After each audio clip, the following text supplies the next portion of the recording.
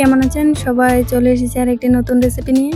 আজকে বানাবো দুধ কচুর শাক দিয়ে চিংড়ি রেসিপি। দেখুন, এই হচ্ছে আমাদের দুধ কচু গাছ। এখান থেকে আমি ডুবোগুলোকে কেটে নেব। কচু গাছ আমাদের বাড়িতে ছিল, ওই জন্য আমি বাড়ি থেকে কেটে নিয়েছি। আপনারা চাইলে বাজার থেকেও কিনে আনতে পারেন। এভাবে কুচি করে নিতে হবে। এখানে আমি মাছগুলোকে ধুয়ে ভালো করে নিয়ে এসেছি। এখন বসিয়ে দেব চুলায় কড়াই বসিয়ে এতে দিয়ে দেব তেল।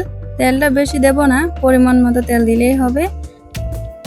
আমার মা বেশি তেল মশলা ভালোবাসে না, ওই জন্য কম তেলে আমি রান্না করি। তো এখন দিয়ে দিচ্ছি ফোড়নের জিরেগুলো একটু লালচে কালার হলে এতে দিয়ে দিতে হবে শুকনো লঙ্কাগুলোকে একটু ফাটিয়ে দিতে হবে, না হলে ফুটে গায়ে পড়বে। আমি এইভাবে ফাটিয়ে নিয়েছি। এর মধ্যে এখন দিয়ে দিব পেঁয়াজ কুচি। রসুনগুলোকে পুরো পেস্ট বানানোর প্রয়োজন নয়, একটু থেতো করে দিলেই হবে। তো সবগুলো উপকরণ দেওয়া হয়ে গেছে, এখন একটু নেড়ে চেড়ে দিতে হবে। মশলাটাকে একটু লালচে কালার করে ভেজে নিতে হবে। তো দেখতেই পাচ্ছেন আমি এভাবে ভেজে নিচ্ছি। তো এখন ভাজানো হয়ে গেছে আমার। এখন দিয়ে দিব ওই যে চিংড়িগুলো।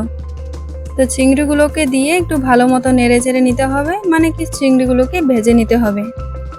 আপনারা কে কে এই রান্নাটি আগে খেয়েছেন কমেন্টে অবশ্যই জানাবেন।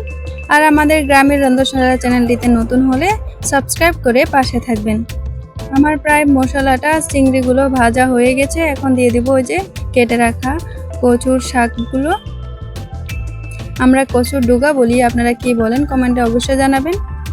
তো এখন দিয়ে দিচ্ছি নুন দিয়ে এটাকে ঢেকে নিতে হবে। 5 মিনিটের মতো ঢেকে নিতে হবে এটাকে। 5 মিনিট পর আমি ঢাকনাটাকে তুলে নিচ্ছি। দেখুন কত সুন্দর কমে গেছে। তো এখন নেড়ে চেড়ে দিতে হবে।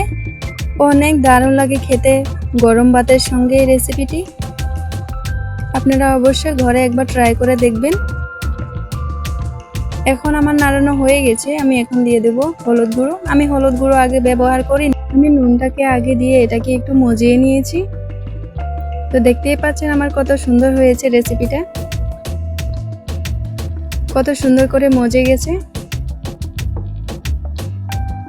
তো এভাবে হাতের সাহায্যে একটু চেপে চেপে দিতে হবে।